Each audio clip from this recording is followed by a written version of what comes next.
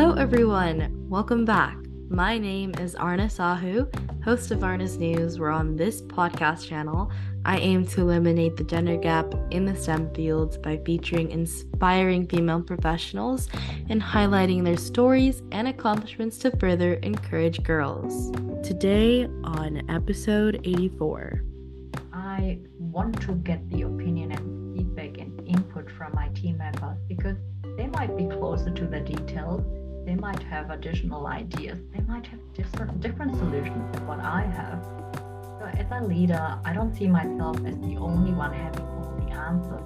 I truly want to harness the ideas and creativity of each of my team members and bring them to the table. And in order to do that, my focus is on building a strong team culture and building a safe space where everyone dares to speak up and dares to share their opinion without having to think, am I saying the right thing? Is this gonna be a silly idea?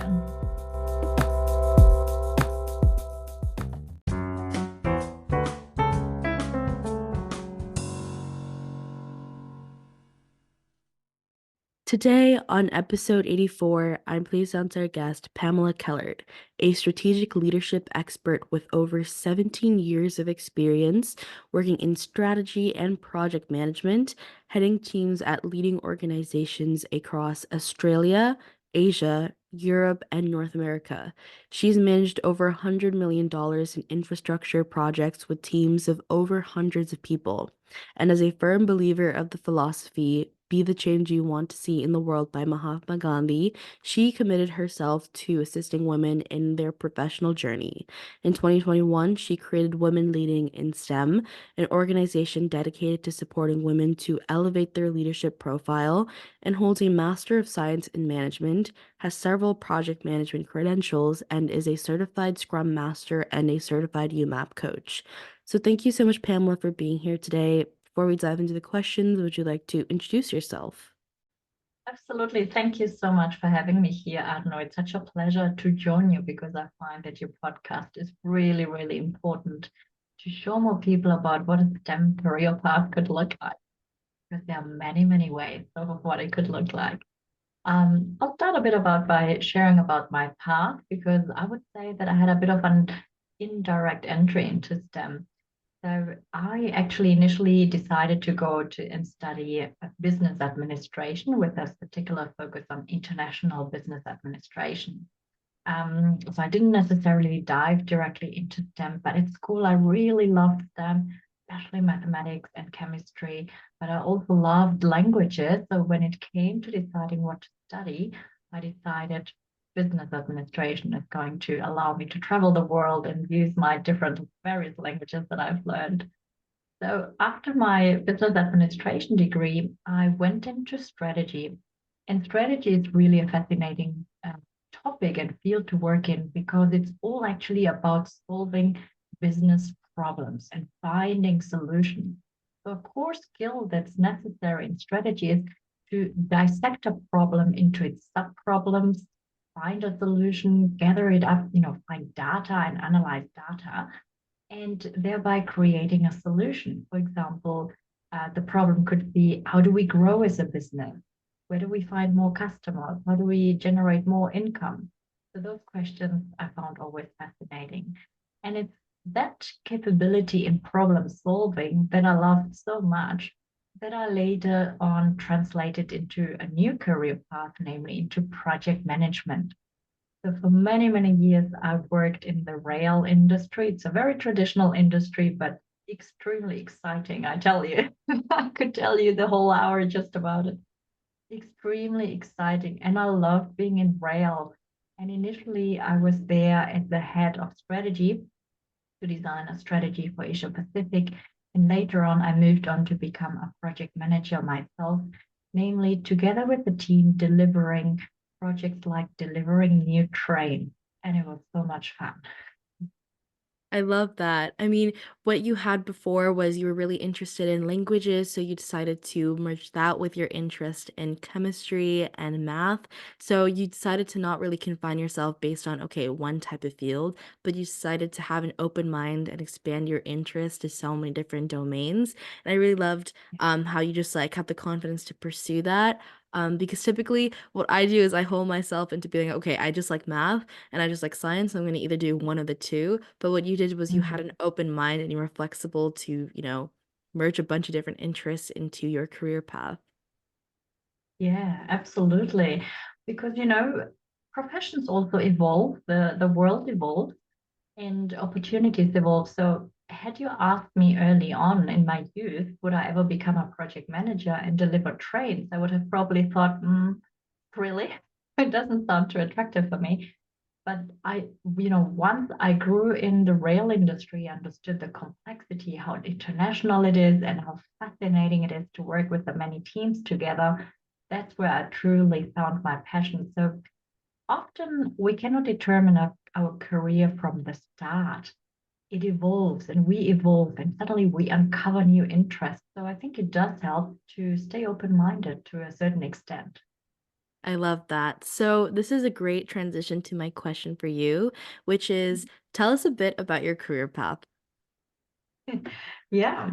So, as I mentioned, I started in business and then later on moved into strategy. And by transferring, I looked at what are some of the skills that I could transfer into something else. And it was really the problem solving capability that I transferred into project management because I worked many years in the rail industry. In there, imagine you have to deliver a train. A train consists of so many different parts, and you have to go through several stages. First, you have to design it, then you have to procure all the single items, then you have to put it together in a production, and then you actually have to test it through several tests because it's a safety related product.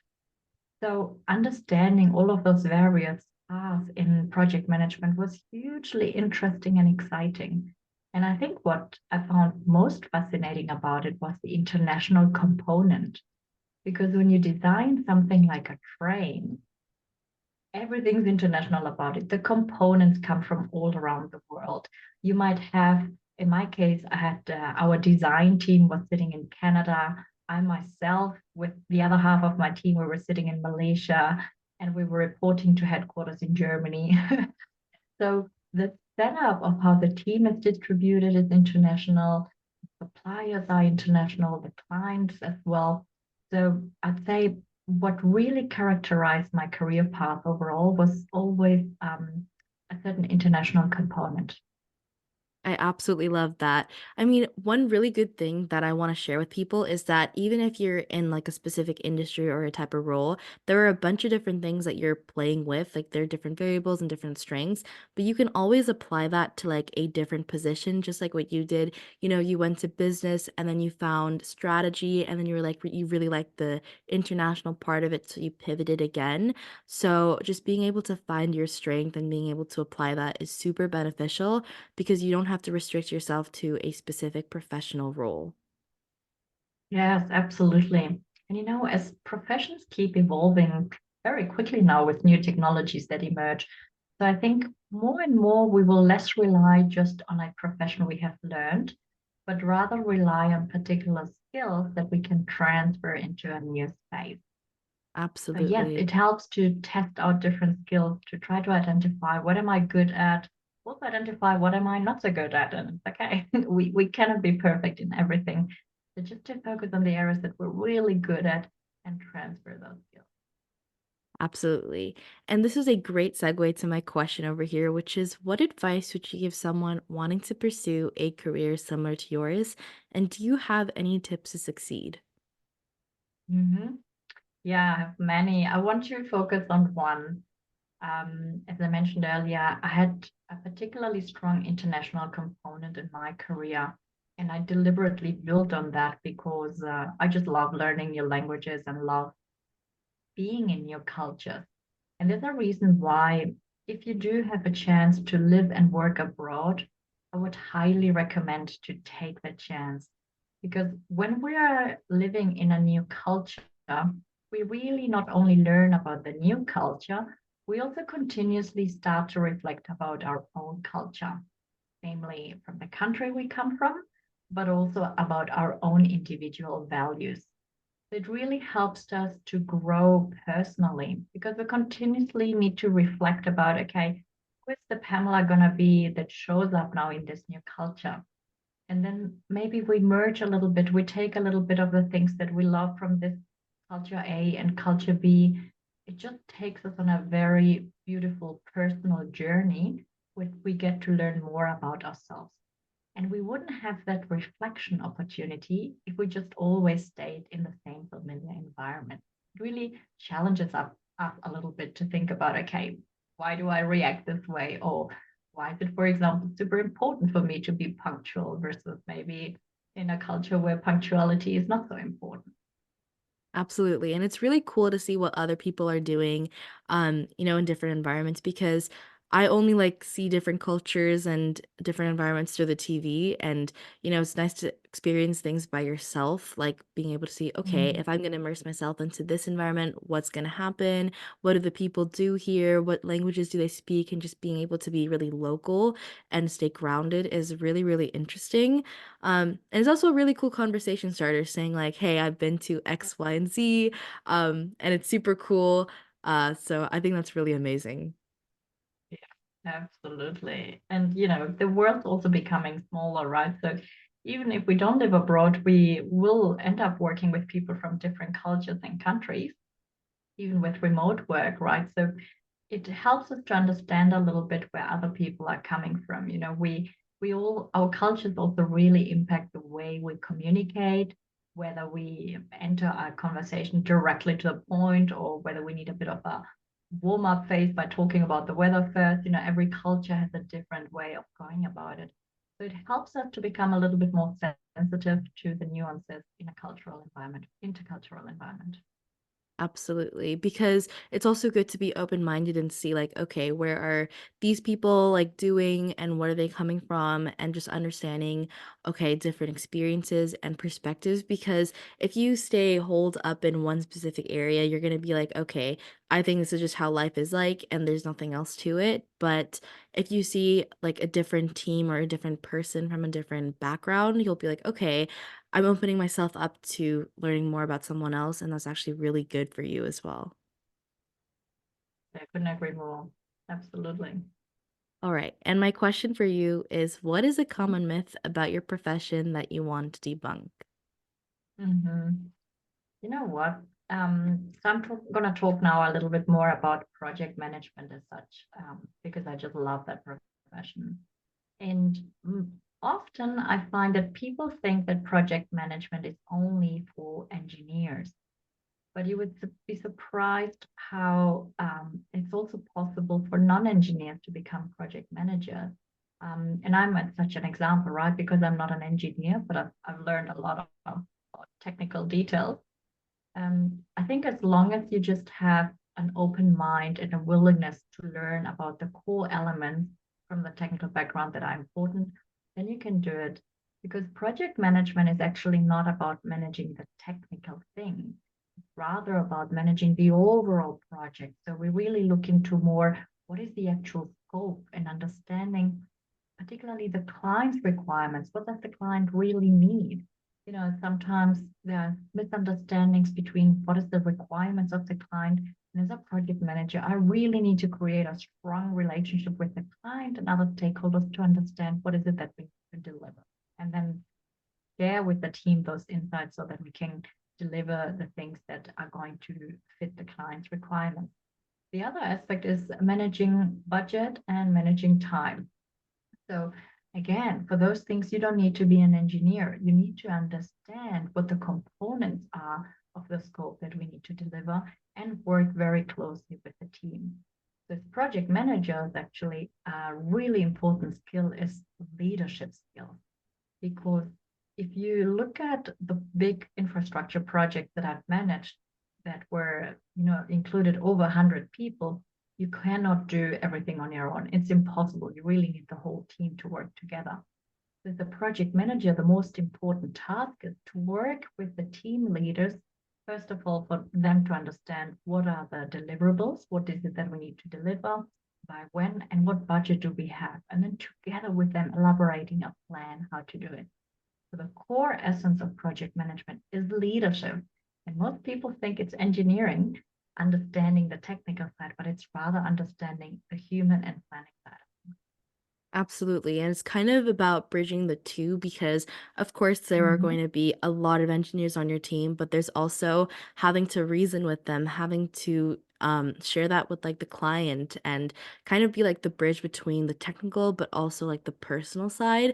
So a lot of Yeah. people think that, engineering and technology is just hold up into one specific industry, but there's so many different subsets, and you are an prime example for that. You pivoted from business to, PM and just being able to be the bridge between, okay, what is a technical and what is a different side of it behind the back, like behind the product and the background, to sharing it with like the rest of the world and, just having a different take on it. Yeah, absolutely. And that's really what is a lot of fun. I think I was particularly good, and that's back to the question, try to find what are you really good at. So I'm particularly good in building strong relationships and understanding people. So as a project manager, one of the things I was really good was stakeholder manager, right? So managing my clients, managing all the other parties that either are going to be impacted by the project or have a say in the project, managing their expectations, understanding their questions and expectations, and bring all those insights into the team. So yes, there is a very strong component also of relationship building outside the team and inside the team. Absolutely. And my question for you is, if you could step into my shoes, what would you have asked yourself that I didn't? Yeah, I am very big into leadership. So, for example, you could ask me, what is the leadership style that I have? Because one of the things that I see, and maybe we put this also in the category of myth, debunking a myth, many people think that leadership is about a top-down communication. What do I mean by that?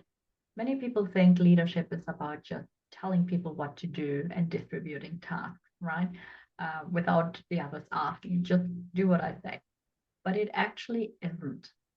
That's just a one-way communication style. And my style is much more inclusive. I want to get the opinion and feedback and input from my team members because they might be closer to the details. They might have additional ideas. They might have different solutions than what I have. So as a leader, I don't see myself as the only one having all the answers. I truly want to harness the ideas and creativity of each of my team members and bring them to the table. And in order to do that, my focus is on building a strong team culture and building a safe space where everyone dares to speak up and dares to share their opinion without having to think, am I saying the right thing? Is this gonna be a silly idea?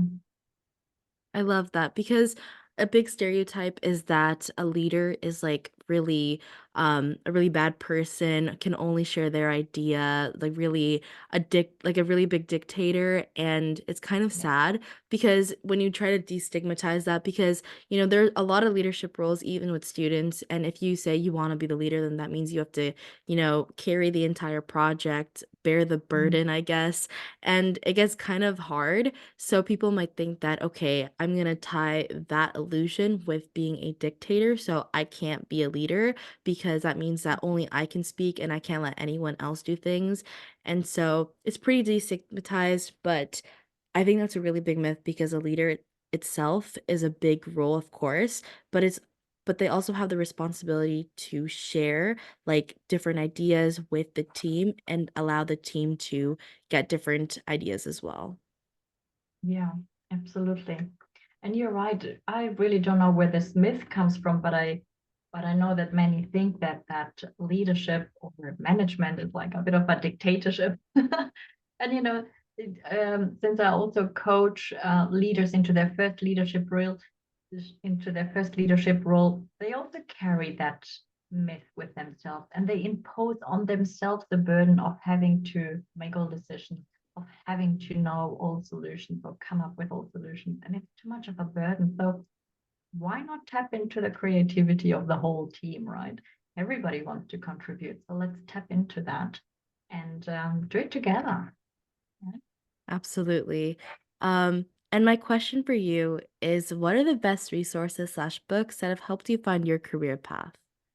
Mm. Yeah, a book that actually really ties in nicely what we've just said is a book by Marshall Goldsmith. He is a coach himself. And the book is called What Got You Here Won't Get You There. And it really speaks about the new skills we need to learn as we step into a leadership role.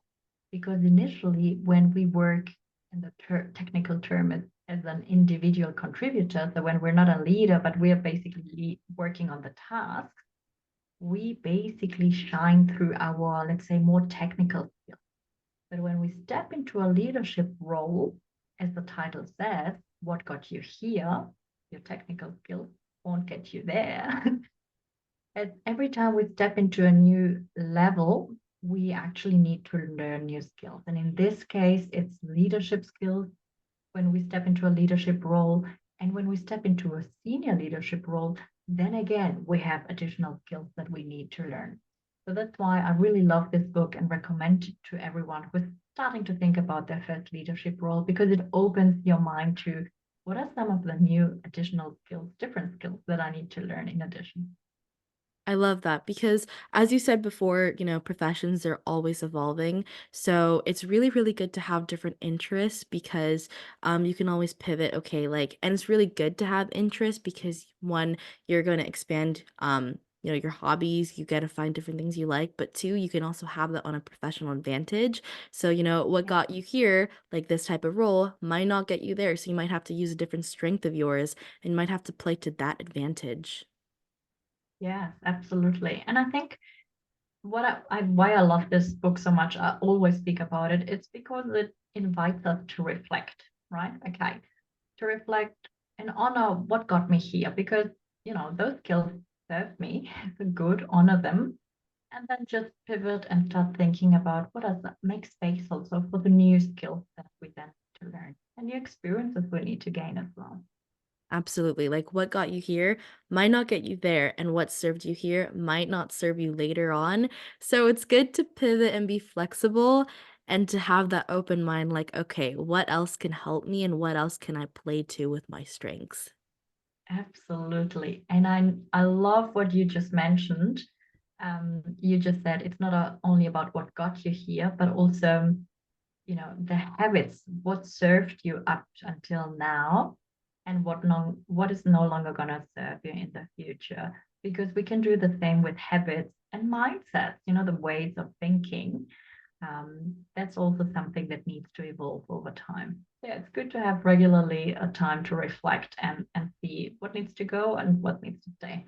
Absolutely. And there's this book that I've read quite some time ago. It's pretty popular, Atomic Habits by James Clear.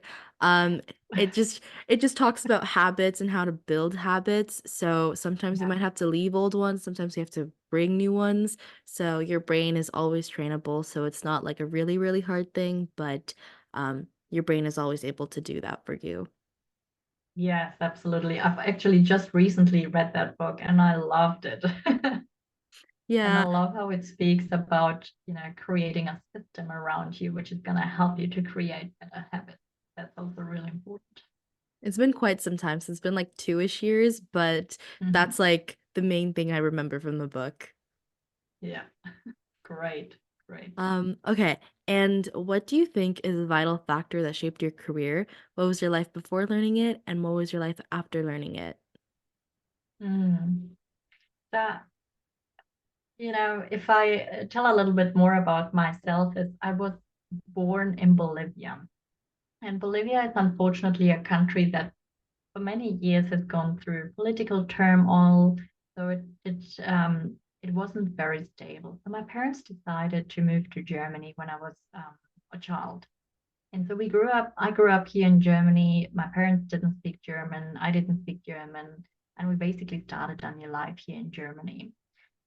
which, really comes with challenges because basically my parents couldn't help me with my homework or later on with my studies. My parents didn't have a network to help me find an internship or, other resources that maybe some of my peers had. So from very early on, I realized, okay, I'm basically on my own. I had to navigate this place pretty quickly. Because I was so young, I was able to learn German very quickly, and I started helping my parents out with translating things from Spanish into German. So my parents gave me a lot of emotional support and gave me a beautiful upbringing. But in terms of professional career, I realized very quickly that I had to learn to navigate it on my own. And I think it actually was a good experience. Why? Because I had to then, on my own, find a way, how can I find resources? Whether it is, learning new things through books, what type of books are going to help me to build a career like the one that I've just mentioned, or to find resources like talking to people who have had a career that I would like maybe to have and learn from them, finding mentors. So basically, because I didn't have that from my family, I had learned to build those resources on my own. And that was a core learning because then every time that I pivoted my career, right, like from business into project management, or every time I moved overseas, I knew I had developed a methodology how to always build a career, build a network wherever I went. That again is a transferable skill that has been incredibly invaluable. I think what helps us is to build those skills of finding resources, right? Whether it's knowledge, whether it's people and building networks and building a supportive network around us. I'd say that that's really a core skill that has helped me to shape my career. I love that. And from early on, you realized that you needed to go on out, you know, individually. You had to do it by yourself. You had to do all the heavy lifting alone. But then you realized that, with support, you have a network, you could rely on people. And if you, put yourself out there, you get out of your comfort zone, like you didn't know how to speak German, you didn't know how to do your homework with your parents' help, but you realize that you can ask questions and there are people out there willing to support you, and being like confident to actually take hold of that opportunity is so amazing. And it served you well. So I love that. Absolutely. Yeah. So I think that's what everyone who's listening, I would like to share because, sometimes we don't grow up with all the possibilities that others may have, but take it as an opportunity for yourself to develop a method how to find your resources, build your own network, because learning that skill early on is just going to serve you for the rest of your life. I love that. And my last question for you before we end off is, what's one thing you wish you had known when you began your career path? Yeah, I think I really wish I had had more exposure to STEM, to the STEM sector. I think if I had had maybe, I don't know, either more engineers in my family or more exposure to IT or chemistry, I would have maybe chosen to go directly in that path. I feel like I had a bit of an indirect path into STEM, but I think that's the only thing I wish I had had earlier. But I think what you can take also from my career path is that if you truly take the time to understand your strength, it doesn't matter, you'll end up in the best way anyway, because your strengths and your interests are going to draw you towards that. So even if you don't find the right place at the beginning, you'll eventually end up there. I absolutely love that. Well, thank you so much, Pamela, for being here today. Just like a little quick question. Um, Mhm. do you have any last words to the audience who's listening right now? I just really wish you all the best. What I can say to you is no matter what you decide to study or what your first career start is going to be, you always have the opportunity to change later on and to continue to explore. So a choice does not define the rest of your life. So keep exploring and finding out where's the best place for you. Perfect. Thank you so much, Pamela, for being here today. I absolutely love talking to you. Thank you so much, Anna. It has been such a pleasure. Thank you.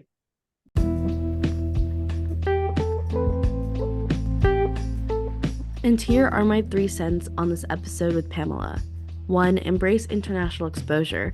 Her enjoyment of having an international component in her corporate life showcases the value of embracing diverse cultural backgrounds and perspective. By immersing yourself in diverse environments, you can learn to navigate cross-cultural communication and collaboration more effectively. 2. Continuous learning and open-mindedness. Her willingness to take in new cultural backgrounds and perspectives demonstrates the importance of having an open mind and being receptive to trying new things. By continuously seeking out opportunities to learn and explore, you can expand your skill set, broaden your perspective, and stay ahead in an ever-evolving business landscape. And 3rd, leadership and mentorship. Her commitment to assisting women in their professional journey, as evidenced by her creation of Women in Leading in STEM, highlights the significance of leadership and mentorship in driving positive change. By fostering mentorship relations and championing diversity and equality, you can help create a more supportive and equitable environment for all professionals, regardless of gender or background.